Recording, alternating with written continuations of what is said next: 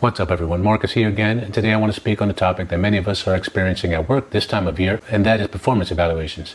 As is the case with our work and profession, I think it's important to evaluate your weight training regularly too. We train diligently and most keep track of our numbers, but I think there's more to it than that. So in this video I'm asking, do you evaluate your training performance, and if so, how? Are you performing up to par with your own expectations? Now's a good time to ask yourself and evaluate where you stand so that you can finish the year off strong.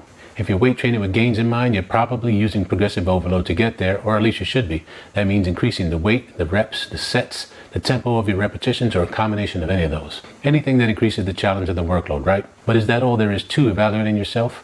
I don't think so, and I think we can do more. We should also evaluate things like bar speed, effective range of motion, rate of perceived exertion, how we're generally feeling with our training throughout, our motivation levels, and more. Let's start with consistency.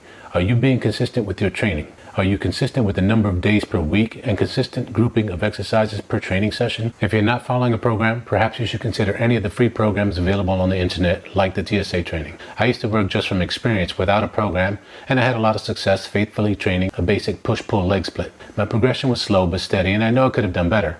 I probably didn't succeed due to the lack of real programming, but in spite of it, whatever works for you is fine as long as you're consistent week to week and month to month. Our next point of evaluation should be form. Are you focusing on proper form and technique to get the most out of each exercise and repetition? If your form is sloppy, then that should be one area that you're focusing on for self-improvement moving forward. Good form or technique isn't just necessary to avoid injury, but also to actually maximize your gains. If you're cheating on proper form or half-repping, you're only cheating yourself and putting yourself at risk of injury. Also, unless your particular exercise is one of the few that specify a shorter focused range of motion, you should also hold yourself accountable for a full range of motion to benefit from the exercise as intended.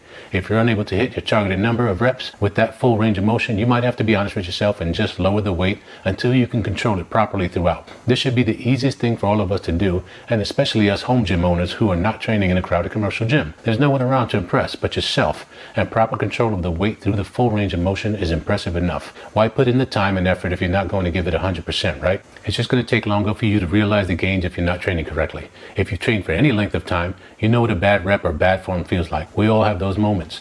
Like when I'm doing standing calf raises at home with a barbell on my back, sometimes I lose balance and don't get a good rep.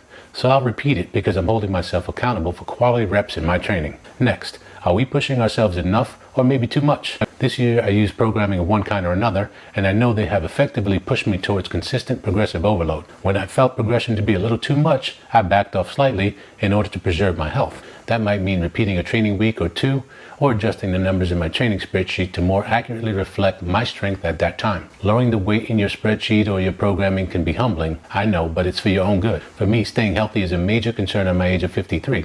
Honestly, it should be a major concern for anyone weight training. I do like to train hard, and some may feel it's overkill at my age, but I say if I can do it safely, I will. Now, how about your level of motivation? Is that consistent for you and where you'd expect it to be? Physique gains are great, and you see body comp changes in the mirror, and you take pride in what you're seeing, which in turn continues to motivate you further. That works in our favor for a beautiful cycle of continued progression. Strength gains, however, are felt rather than seen and are almost addictive, so it can be easy to push beyond our safe limits to continue repeating those results. Let's face it, hitting a PR is like a natural high for most of us, but it's important to know your body and be honest with what you're feeling. I know it's a fine line between lacking motivation on a given day and physically feeling beat down and trying to push through on those days. One is just a mental check to get yourself back in gear and believe in your abilities to perform, and the other is knowing your body physically feels off and paying attention to the signs it sends us to warn off real damage. When you're evaluating yourself, get in touch with those distinctions and work through each of them appropriately. This leads me to my next point, recovery. Are you beat down due to inadequate recovery? Are you getting enough sleep to optimize your training? Lack of sleep can be a huge drain on your recovery and energy levels, not to mention testosterone production and even focus. Allow yourself the proper amount of time to heal the micro damage you've caused with each training session. If you're feeling beat down from your trainings, maybe you should reduce the frequency or the number of exercises per session. Depending on your training goals, hypertrophy or powerlifting, for example, you can target a specific number of exercises and rep ranges per body group without overdoing it. But whatever the reason for feeling beat down physically, pay attention and cut yourself some slack instead of pushing yourself too hard. Next is general health. Are you maintaining your health appropriately? Have you had a physical this year? Are there any medical conditions like injuries affecting your training? Perhaps your hormone levels are off and affecting your training. You won't know any of this until you see a professional and have lab work done. Don't be afraid to see a doctor and ensure proper health. We make sure we tune up our motor vehicles at regular intervals, so why not prioritize our own health in the same way? We should be proactive instead of reactive. How about your nutritional habits? Are you eating right or still eating junk?